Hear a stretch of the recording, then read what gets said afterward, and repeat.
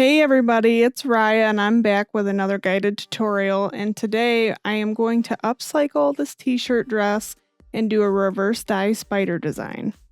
This t-shirt dress came from Old Navy and I've had it in my closet for about a year. I've worn it probably once, but it's kind of plain looking. It kind of looks like it's tie-dye already, but it's not enough for me.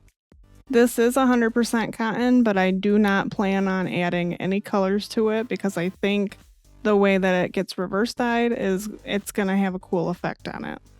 So I started off by folding it in half vertically, and now I'm using my hemostat and I'm going to sort of just spiral it like you normally would a spiral. And I'm going counterclockwise because I want my spider to go up and out. If you do it the opposite way and you spiral it clockwise, it'll kind of go down and out, if that makes any sense. You probably don't want the spider to be on your stomach, so in my case, I did it at the chest, which I put the hemostat right at the very middle of the t-shirt dress, and then I made sure it was about 4 or 5 inches away from the collar so that it was down on the chest area. You'll notice that I have my hand flat on it for most of the spiraling, and that's just to try to keep the pleats at the same height as all the other pleats. If you notice when you open it that some of your spider legs are a lot larger than some of the others, it could be because some of your pleats were a little taller and some of your pleats were smaller, and that will make a big difference. Once you have the pleats looking like how you want them to look, you're going to put your rubber bands on. Now put enough on where it's not going to be flimsy, because if you pick it up and you only have like 3 rubber bands on there, it'll probably fall apart and you might have to do it all over again, and that wouldn't be good. And before I forget to tell you, because it seems that I always do, I did start folding this shirt while it was damp, so it's not dry, it's damp. That way when you put the bleach on, the bleach will go down into the folds. Now we're ready for bleach. This is 75% bleach and 25% water, and all we're doing is putting bleach all over the top half of this t-shirt dress, and then you're going to flip it over and do the same exact thing with the other side.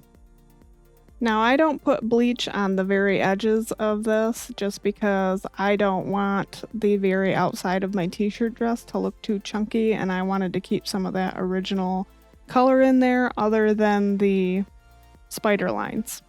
Now we're going to let this sit on there for 25 minutes. It's going to go pretty quickly, so I wouldn't go do anything super important because you'll probably forget.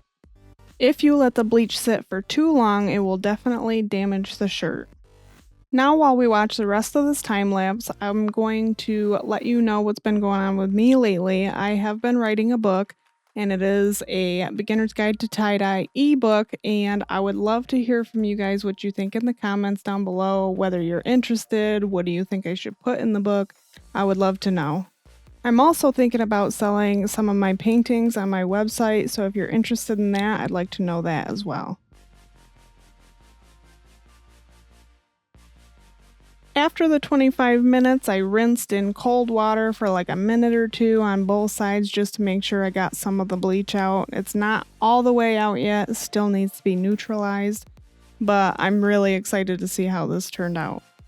You can already tell that there's some marbling in there, which is one of my favorite things. I think a lot of you hear me say that enough. Oh my goodness, that looks so cool. Ooh, and it actually looks like a little spider in the middle. That's so awesome. Even though this is such a simple design, I really feel like this brought life to my old t-shirt dress, and now I'm probably going to live in this thing in the summertime, so I'm really excited about that. Right after we do the reveal, I soak mine in a hydrogen peroxide bath to neutralize the bleach. Pause if you need to read it. There are measurements for that. Also, when you're done soaking that for 20 minutes, you're going to want to wash it with hot water and regular detergent. You do not need Synthrapol for this one. Let me know what you guys think, and as always, happy tie-dyeing.